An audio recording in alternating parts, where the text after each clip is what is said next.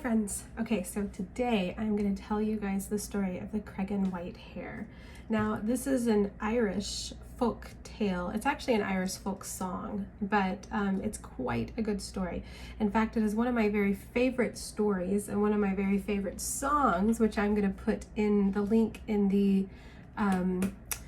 where the story is, so that you guys can listen to the song if you want to too. So I'm very excited to share this story with you guys today. All right, so our story today is called the Creggan white hare. And the reason it's called the Creggan white hare is because this is a white hare that lived in Creggan. And so that's how it got its name. Now, this white hare that lived in Creggan was a very quick hare, and she was also very smart, which you're gonna find out in here.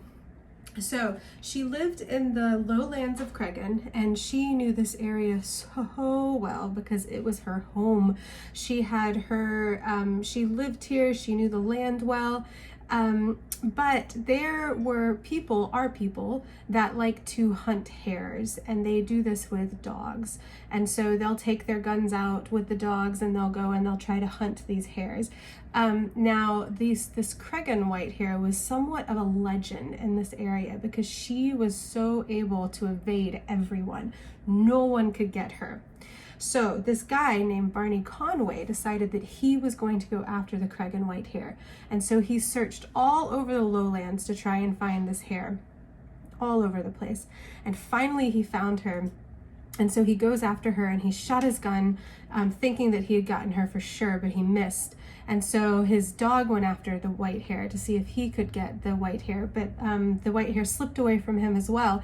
And so the white hare got away from him. And he did this over and over again. This was not one time that this happened. So he really wanted to get this white hare, but she was too quick for him. She was very smart, this white hare was. So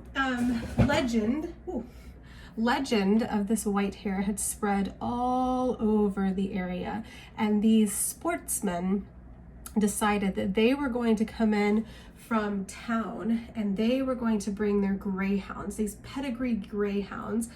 Pedigree means that they were bred to do what they do, and they're greyhounds, so they're quick. And they brought them in thinking that, oh, for sure, our pedigree greyhounds will be able to catch this white hare that has evaded all of these countrymen and these farmers that have gone after this white hare that can't get it. And so they came and they searched the glens, and they searched all the wild bushes, and they searched all the bogs, and they could not find her because she was very good at hiding as well. But then Barney Conway saw them and said that he had seen her. And so he said, come over here and I'll show you where she is.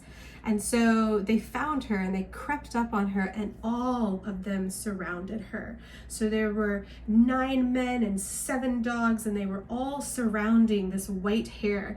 And so she trembled with fear because she had all of these around her, and she stood on her hind legs and she lifted her ears, because remember, you will learn this week, you haven't already, that hares have ears that stand straight up. They're not, you know, rabbits have ears sometimes that flop. Hares' ears stand straight up so that they can listen, and they also generally have pretty big ears. So she was standing in the middle of this circle with these 9 men and these 7 dogs staring her down, and she was trembling, and she stood up on her hind legs and she looked around, and she took one giant leap and she leapt right over the dogs and took off away and managed to get away from them. So those sportsmen with their pedigree greyhounds had to get in their fancy cars and go back to town, and they had not managed to get this Creggan white hare either. So there was another man in town that everybody knew, and his name was McKelly.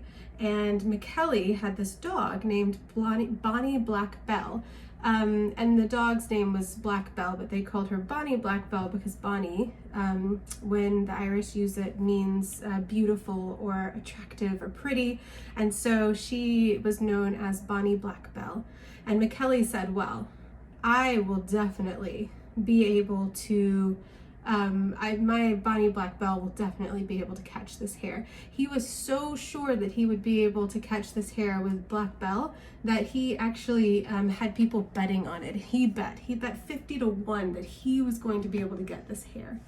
And so he went out and he took Bonnie Blackbell with him, and they went out and they started searching for this hare, and they found it, and Bonnie Blackbell took after this hare, chasing the hare, and chased the hare all the way around this glen and through the bogs, and around the well of one of the neighbors, and eventually they lost complete sight of the hare and this dog that was following after her, and so they kind of stood there wondering and waiting to see, and of course McKelly was completely sure that this dog was going to come back over the hill with this hare in its mouth, because she had definitely caught the hare, and so they waited with bated breath to see.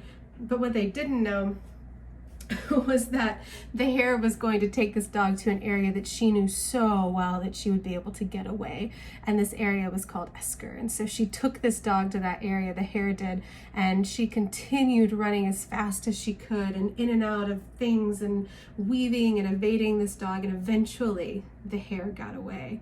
So Bonnie Blackbell had to come back to McKelly with no hare to show for all of the work that she had done. And so so nobody was able to catch this hare, and the Creggan white hare has become quite a legend in this area because no one is able to catch her. She has gotten away from everyone, which honestly I'm pretty excited about. I think that's great for the hare. I think they should leave her alone. But that, my friends, is the story of the Creggan white hare. I am going to link the song in the assignment, well, not the assignment, but the area where I put the link for this video, just because I think it's such a great song. I actually my husband heard the song and he really liked it, so he sent it to me and I listened to it, and I kind of fell in love with the story and the song because of that. So it's a really great song. You might have to listen to it a few times because the guy has a pretty thick Irish accent, so it takes a little while to get some of it. But I do encourage you to listen to the song if you have a chance, because it's a really great song. But I hope that you've enjoyed the story. I love this story so much, and I can't wait for us to work with it this week. If you guys have any questions, please let me know, and I will see you in the next video. Bye.